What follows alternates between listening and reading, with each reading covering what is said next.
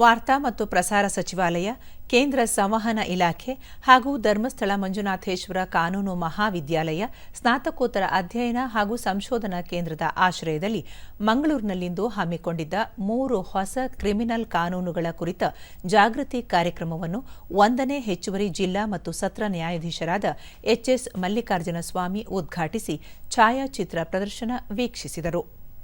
ಈ ವೇಳೆ ಧರ್ಮಸ್ಥಳ ಮಂಜುನಾಥೇಶ್ವರ ಕಾನೂನು ವಿದ್ಯಾಲಯದ ಪ್ರಾಂಶುಪಾಲ ಡಾ ತಾರಾನಾಥ್, ಮಂಗಳೂರು ನಗರ ಶಿಶು ಅಭಿವೃದ್ಧಿ ಯೋಜನಾಧಿಕಾರಿ ಶ್ವೇತಾ, ಕ್ಷೇತ್ರ ಪ್ರಚಾರಾಧಿಕಾರಿ ತುಕಾರಾಂ ಗೌಡ ಹಲವರು ಉಪಸ್ಥಿತರಿದ್ದರು.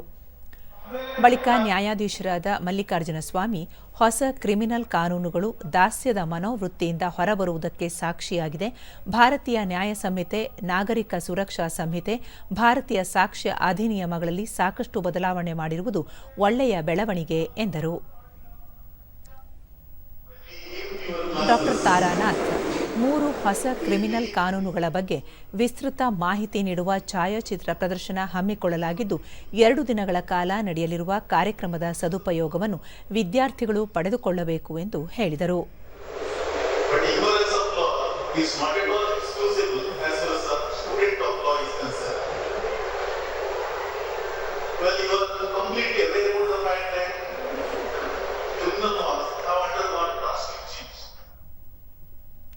ತುಕಾರಾಂ ಗೌಡ 3 ಹೊಸ ಕಾನೂನುಗಳ ಬಗ್ಗೆ ಅರಿವು ಮೂಡಿಸಲು ಜಾಗೃತಿ ಕಾರ್ಯಕ್ರಮ ಹಮ್ಮಿಕೊಳ್ಳಲಾಗಿದ್ದು, ಇದರ ಸದುಪಯೋಗವನ್ನು ಎಲ್ಲರೂ ಪಡೆದುಕೊಳ್ಳಬೇಕು ಎಂದು ತಿಳಿಸಿದರು.